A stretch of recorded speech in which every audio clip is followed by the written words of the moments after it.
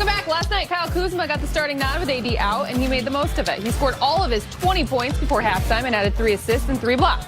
He was also a staggering plus 38 in the game. Kuz, never lacking confidence, wasn't surprised at his results. Just having more opportunity, that's just the thing with me. Anytime I have opportunity, I just try to seize the moment and take it full on. And in a season like this, playing back-to-backs, coach and the organization being conservative with Brown and AD, it just allows me to, on those nights, just work on my game and put to life with game reps, what I work on every day, rather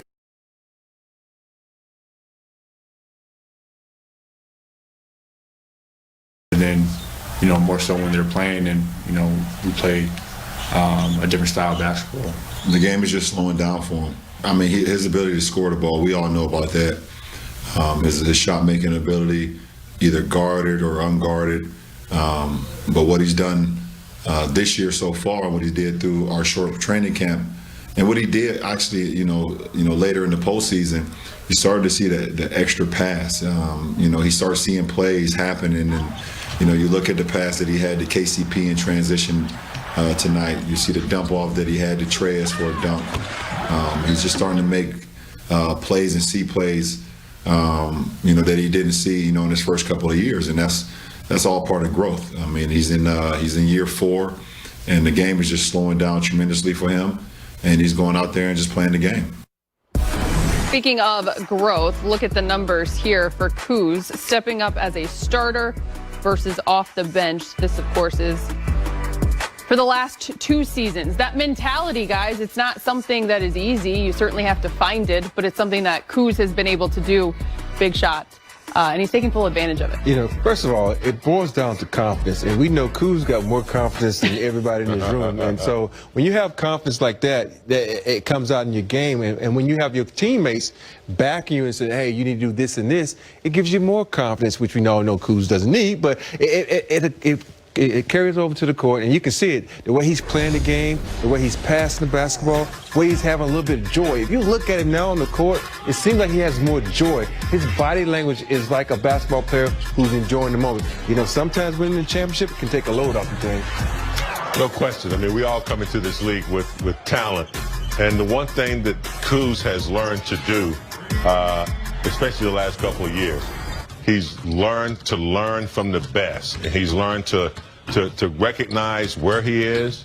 The Lakers kept him while guys like Ball and Randall and Ingram left.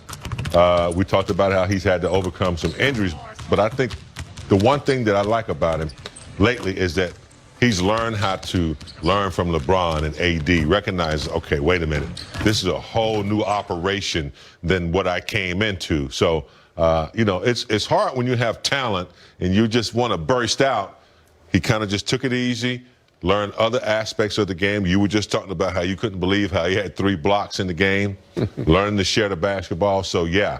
And now he sees what his potential really is going to be in the next couple of years if he just keeps on, playing the way he's playing. And guys, this isn't something that just started this season. It's not something that developed in him over the shortened off season. I think we started to see this growth from Kuz during the bubble, which really paid off. As you mentioned, he then becomes a champion. At what point in your career did the game start to slow down for you, and what that feels like? People don't always understand when you can read and react and play the game that way versus it coming so fast and just being a little bit more so. For one player, what is that feeling like? For me, it took about 2 to 3 seasons for me, because people don't understand when you come into this league, a lot of these guys come in, they are the man immediately. When you have to come in, you have to sit behind the man, and you sit there and you have to learn from them. You have to understand they are the priority on this team. They get all the plays. Sometimes it's kind of hard to figure it out, because most guys who are drafted in the first round were the man on their basketball team in college, so they're not used Everyone to being was a star, second fiddle. So now you got to sit back and say, how do I figure this out? And sometimes some guys are smarter at figuring it out. Some guys it takes a little bit longer. And for Kuz, I think he's been that guy who's like, oh, I got it, and then he loses. And I got it and loses. It just hasn't been consistent because we see those games where he can step up and be the man. And we see those games like, oh, he looks like he's a little lost. But I think now that he has that championship, it's giving him that confidence to go out and just say, hey, man, I got my championship. I got my new contract. Let's just ball. The game you've talked about it. You were the #1 pick. I was #1 pick, came in with tons of confidence, and Kurt Rambis beat my ass in practice so bad, I had to go sit over there for a couple years and learn how to play the game because it's more than talent. Yep. It is, 82-game schedule. It's how you practice. It's a lot of stuff combined, and a power forward in college is not the same as a power forward in the NBA. So I had to learn how to become a small forward and wait my turn. So, yeah, I mean, and Kuz is doing the same thing. And then you get to a point where you start peaking around 27 years old is where you really start to kind of get it. You've been through some things, and then you got, what, Rob, 7, 8 good years left, so hopefully. Yep. So, Hopefully. yeah, it's perfect timing for him. And Kuz is only 25. Exactly. But like everything, we want it like instant oatmeal these days. And for Kuz, the way his career started, always having the ball in his hand and being able to do what he did, to then LeBron James said, hello. Yeah, it's weird because if you think about it, he steps into this league, they're just freelancing. Nobody's expecting them to win. So you can do what you need to do to try to just play basketball and enjoy the moment and not really think the game. You plan the game. And people don't understand that's two different things. There's a lot of people who can play this game, and there's a lot of people who can think this game, but can you put the two together and make a good product? And in college, you get maybe one elite player, maybe once a week, twice a week. NBA, 3 or 4 times a week, you're going up against a Hall of Famer. So you don't get no time off. It makes you a man quickly. Spoken like a true Hall of Famer. The Lakers and Blazers are about a half hour from tip-off here on Spectrum Sportsnet.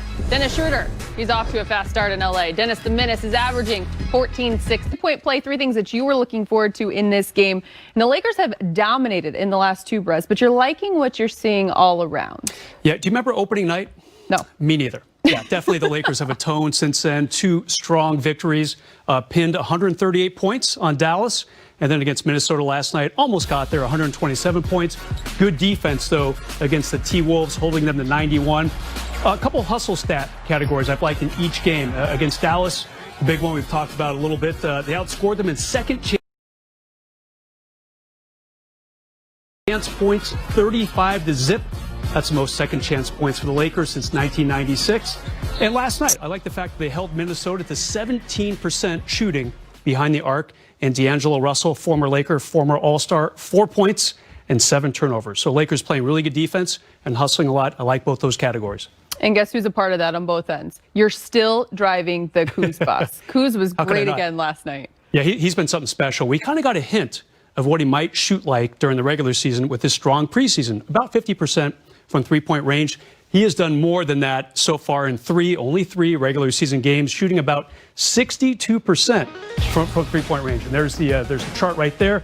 I think he likes the right corner, Allie. That's my scouting report right there.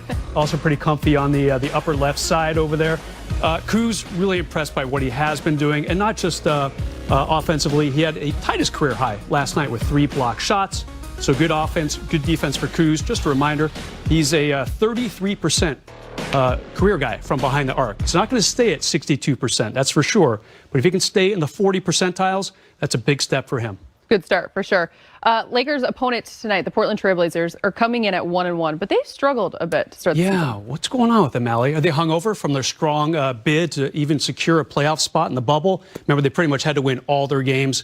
But some strange stuff going on up there. Like you said, they are 1-1. Damian Lillard, 9 points in the opener. I mean, this guy who had 61 and 51 in back-to-back games in the bubble, just not shooting real well as a team. Carmelo Anthony, 33%.